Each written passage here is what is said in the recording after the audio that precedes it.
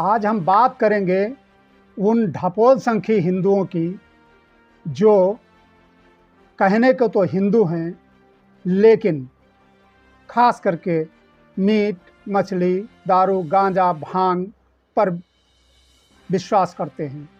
जबकि हिंदू धर्म सनातन परंपरा में ऐसा कुछ भी नहीं था। लोग सादा जीवन, उच्च विचार के थे और अपना भोजन भी उसी तरह का करते थे। उनके उसमें मीट, मछली, दारू, गांजा, भांग का कोई जगह नहीं थी।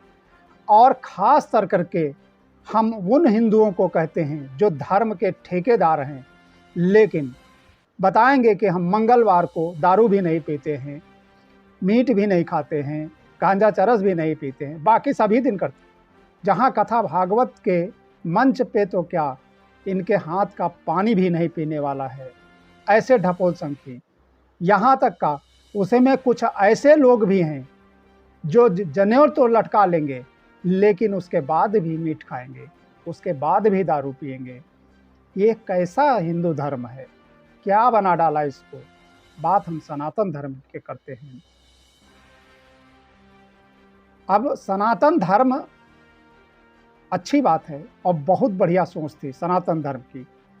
इतनी बड़ी सोच थी कि वो विश्व का कल्याण चाहते थे, धर्म की, सभी धर्मों की जय करते थे और जीवों पर दया करते थे, प्रकृति की रक्षा करते थे। ये हमारे सनातन धर्म के लक्षण थे, इसीलिए सनातन धर्म सबसे बड़ा कहा गया है।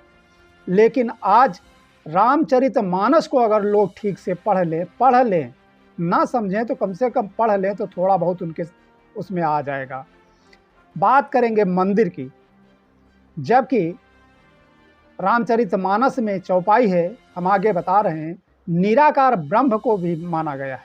निराकार, मंदिर नहीं, पत्थर नहीं, निराकार चौपाई दी गई है। अरे बिनु पग चले सुनाया बिनु कहाना, और बिनु कर कर्म करे विधि नाना। हम ऐसे ईश्वर की पूजा करते हैं जो बिना पैरों के चलते हैं, बिना हाथों के नाना प्रकार के काम करते हैं और बिना कानों के सुनते हैं।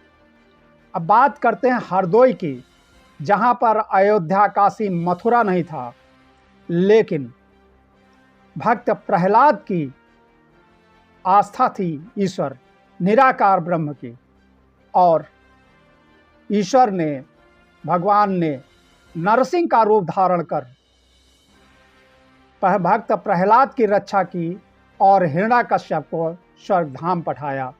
ये थी हमारी सनातन पर्व। ये हम ईश्वर के भरोसा करते हैं, निराकार ब्रह्म को मानते हैं। अब बात हम करते हैं जो बीजेपी हमेशा राम राज्य की बात करती है। अच्छी बात है, ऐसा अगर हो जाए तो बहुत बढ़िया, लेकिन ऐसा होना ही नहीं चाहिए, क्योंकि समय के काल चक्र को ईश्वर ने नहीं रोका है। सतयुग, द्वापर, त्रेता और कलयुग, ये समय का काल चक्र है जो चलता ही रहता है। अब हम कलयुग में हैं। अब बात बीजेपी राम राज्य यानी त्रेता युग की बात कर रही, जो पूरी तरह असंभव है।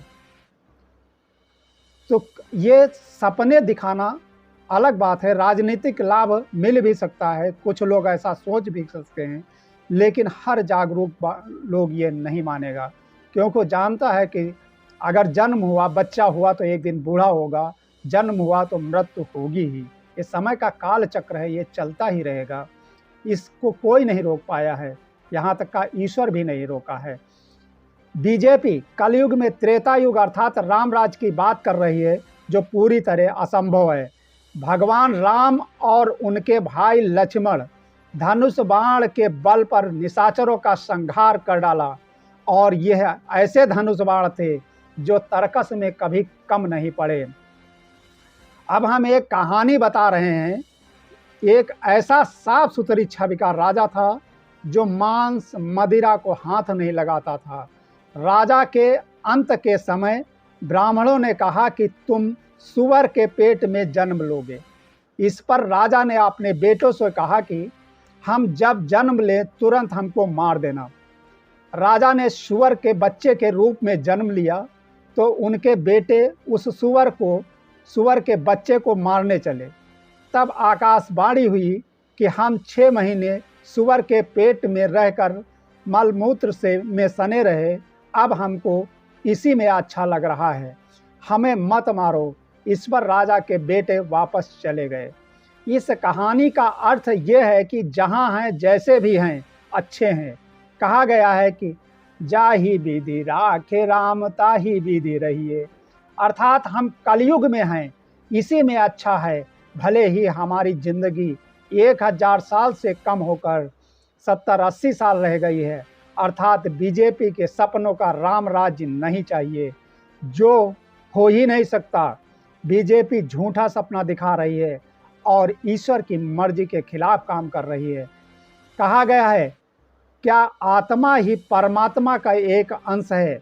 हम पत्थर और मंदिर पर भरोसा करते हैं, लेकिन निराकार ब्रह्म को मानते हैं, जिसके लिए रामचरितमानस में चौपाई भी दी गई है। कहा गया है, बिनो पाग चले, अरे सुना यह बिनो का आना, और बिनो कर कर्म करे विधि नाना।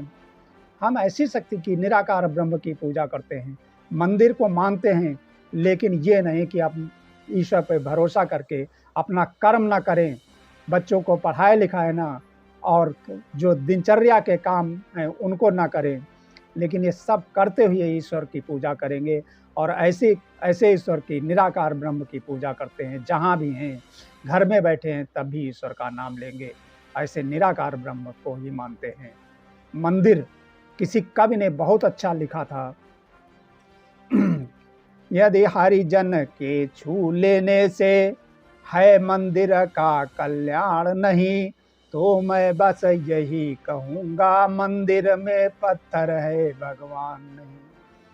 अब बताया गया है कि हमारे पूर्व राष्ट्रपति रामनाथ कोविंद जी को मंदिर जाने से रोक दिया गया है। अब ये ऐसा क्यों किया गया, ये हम तो नहीं बता सकते हैं, लेकिन अगर इस भाव से किया गया है तो ये पूरी तरह से गलत है।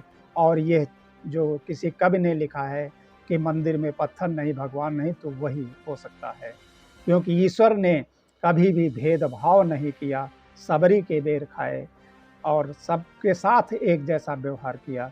लेकिन हम ईश्वर के बनाए हुए तुच्छ प्राणी, उनके विधि में दखल अंदाजी करते हैं और उसको आगे बढ़ाने का झूठा सपना दिखाने का काम कर रहे हैं।